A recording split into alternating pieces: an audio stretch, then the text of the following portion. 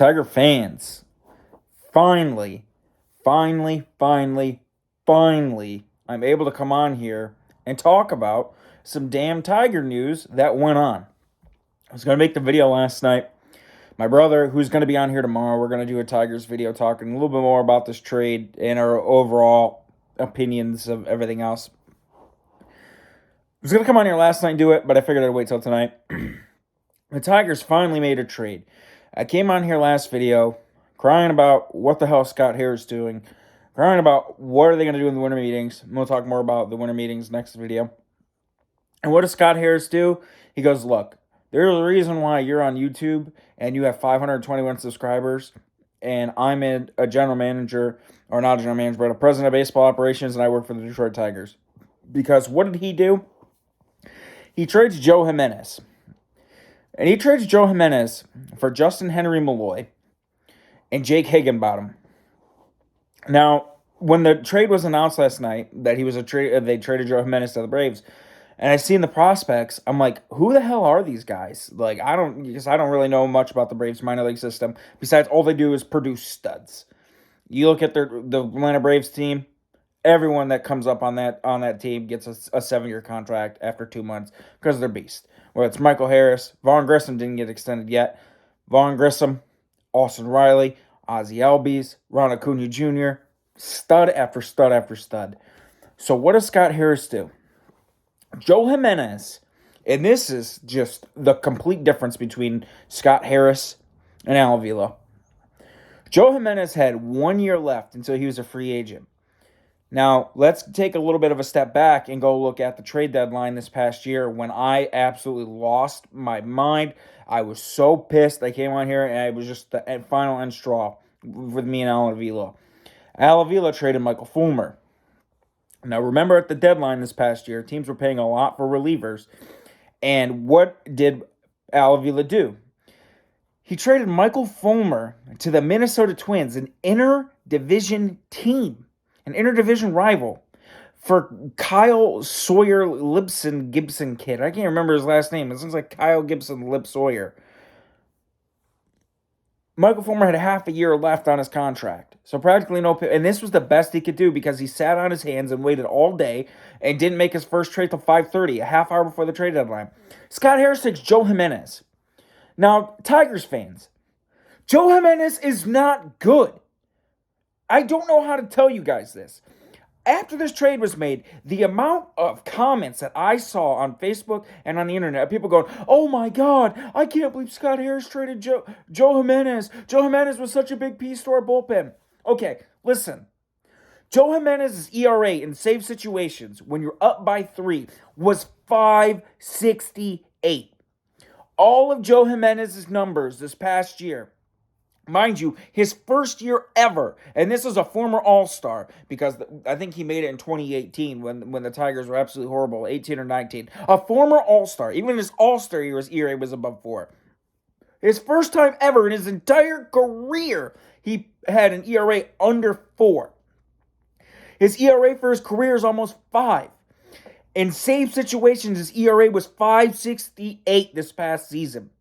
In non-save situations, where you're up by more than 3 or down, that is where he did all his damage. He was a garbage time reliever that either came in when the game was close to tied, up big, or down big.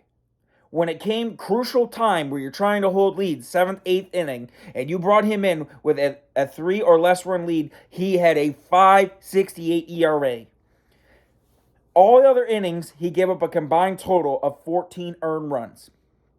In save situations, he pitched a total of 12 innings. This is how little the Tigers used him. And for all you people who are going to sit here and cry that Joe Jimenez was such an amazing reliever and they shouldn't have traded him, I think he pitched 12 or 15 total inning in save situations, so the Tigers kept kid gloves on him. The Tigers did not use him in extremely crucial spots last year.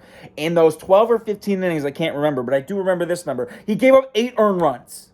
Almost over half the time he was out there, he was giving up a run in the biggest, most crucial spots in 3 or less run situations. And you're going to complain about the Tigers dumping that reliever out of all of them? And what did he dump him for? Let's go and look at this. Braves fans are pissed. Now, this is the biggest difference between Scott Harris and Al Avila. What does Scott Harris do? He trades Joe Jimenez with a year left and gets 2 pieces. And not only the pieces did he get were good, he got their 11th best prospect. Kyle Sawyer, Gibson, Lipson, dude, was there like their top 30. He was like on the back half. He's 26 in Double A, and he didn't even know if he was going to be a starter. The Tigers, Al Avila even said in his press conference, they think he might be a big league reliever.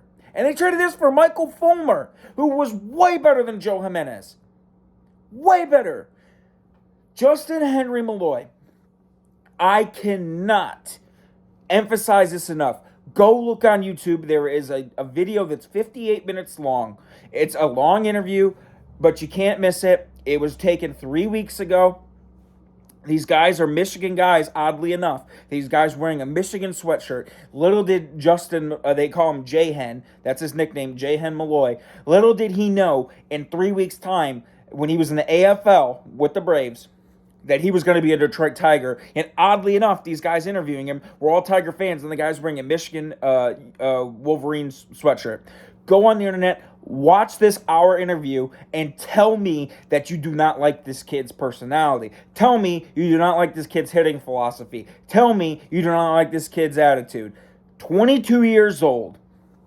Started out at Vandy. Transfers over to Georgia because he wants to play third base more, because he's played third base his entire career until he got to Vandy. Then they started pushing him in the outfield. Goes to Georgia. The kid's hit tool's off the chart. Off the chart. Last year alone, over a 400 OBP, over an 830 OPS, over a 430 slugging. He walked 98 times. Almost 100 times. Great plate zone, plate discipline, zone recognition. Now, he did strike out 138 times. That is a lot. Not really in today's standard. 138 ain't bad, especially if you're walking 98. But to me, that's still a little bit too much. He's got decent power. Now, if you look at the scouts' tool ratings, they pretty much have him at 50, 60 all the way through. He's not the fastest guy. He's not the guy who's going to have the most pop. His hit tool, they consider, I guess, average because they had it to 60. The one thing, though, when you look at the 2080 scales, the scout scales, not every scout scale you look at, depending on the website, gives you projected tools. Sometimes it's present tools. Now, the site I looked at, I forgot. Right now, everything was 50, 60. Now, I forget what site I looked at. I don't know if that was projected or current. Now, at current, I can see that. So I went and I looked at some videos. I watched that interview. And if you watch the way this guy is, he's kind of got like a Salvador Perez-ish kind of stance, how he's like crunched over in his top half. He kind of wiggles in like this, where his hands are at too. Decently quiet lower half, and his hands are insanely fast. Go look at some of the home runs he hit. There was this one, he hit 450 feet to left field. Now, he came up as a third baseman, played some outfield. The thing is, though, is if you look at his defensive statistics so far, the Braves had tried putting him in the outfield as well. Because if you look at his defensive statistics and the limited ones that he has, his third base numbers aren't that great. But the Tigers need a third baseman, and I think they like the defensive versatility that he's already played some left field some. Because he's not the fastest guy, and he doesn't have the most pop. So the thing is, if you look at him, he's not the most, I guess you would call, toolsy prospect, but what he can do is hit. And what he can do is walk. And what he can do is he put himself in a position to swing at the best pitches he possibly can, which shows by his high on-base percentage, which shows by his decent slugging percentage, which shows up in his OPS, that he has all these tools and he has all these makings there. The projectability of it, the scouts may not be the super highest on him because, he isn't the most elite defender or will project to be the most elite defender, and he doesn't necessarily have a lot of speed. He's a very average runner. But what he does have is command of the strike zone. He has a good eye. He has the ability to walk. He has some pop. And if you watch that interview that I told you about, please go watch it. He says in this interview, and I about shit my pants, talking about controlling the strike zone. I am not even making this up. He literally talks about controlling the strike zone, working at getting pitches he can hit, swinging at pitches he wants to swing at to get the best result possible, and trying to not be afraid to work counts to try to get the pitches he wants to hit. Literally says, I'm like, is fucking Scott Harris in this guy's ear telling him what to say in this interview right now? This was 3 weeks before the trade. I'm like, is Scott Harris in his ear right now talking about what to say because he's about to trade for you in 3 weeks? I was floored. In his personality, this kid is so humble. He's so down to earth. He's going to make... In 1 year, he went from A to triple ball. In 1 year. 1 year. I know I shouldn't get this excited about a prospect that's never played in the big leagues, and his time of AAA has been very limited. And Scott Harris already said that they expect him to start at Toledo. I don't blame him because I think he only had like 10 total games of AAA. He just got his feet wet at the very end of last year to be in triple ball to see some of the better pitching. But look at his numbers. 17 home runs, 81 RBIs, 281 average. This is between three levels. Over 400 on base. This is between three levels. Over 800 OPS. This is between three levels. This is the kind of prospects they need. This is the kind of returns they need to have if they're going to be a better franchise. When you go and you trade Joe Jimenez to the Braves, who have been nothing but a talent factory, that have produced, since Alex Anthopoulos has taken over, have produced nothing but studs. And you have Braves fans pissed, absolutely livid, going onto the Tiger Reddit pages, coming onto Tiger forums, talking about how they're pissed that they traded Justyn-Henry, Malloy, J-Hen, for Joe Jimenez, asking what kind of player Joe Jimenez is. And everyone in that system, go read interviews, they talk about Justyn-Henry Malloy's hit tool. He has been considered right now with their current group of prospects, their best potential hitting prospect out of all of them, even though he's only the number 11th ranked prospect out of all of them. I am absolutely floored. I am absolutely ecstatic that they went out and they got something, some kind of quality piece for someone who only had a singular year left on their contract and has had an ERA only one time. Once, and that was last year, and he got the majority of his ERA low because he pitched in garbage time or times didn't matter, and got someone like that.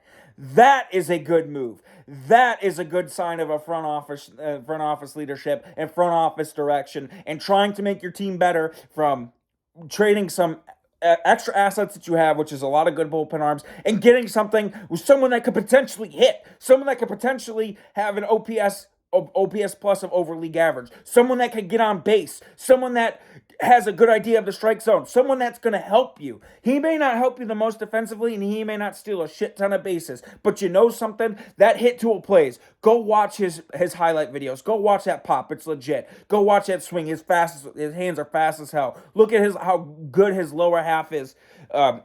It's just up, down, and hands right through. I mean, he is fast. His hands are lightning quick. The numbers don't lie. The progression through the system doesn't lie. To go from A to triple ball doesn't lie. This kid could be potentially good. But we can't anoint him anything yet because number 20 over here shows what happens when you rush prospects to the big leagues too fast. So I don't want to sit here and say we found our savior. He's Miguel Cabrera, because it's not the case.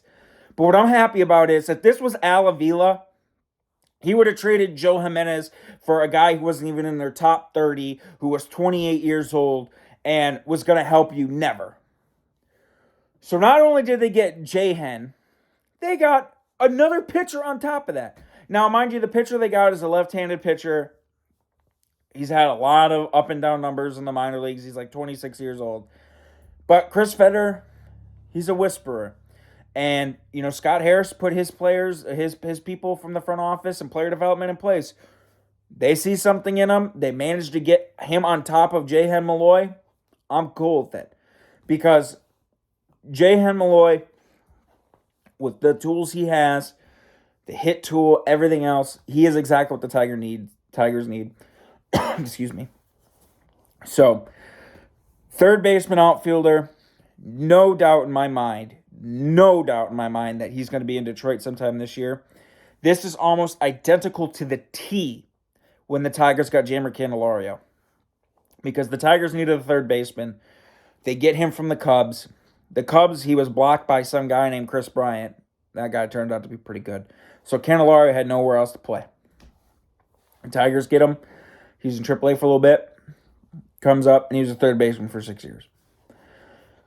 Tigers, who knows what they go with third base. They might bank on him being up here sometime quickly in the big leagues in early May.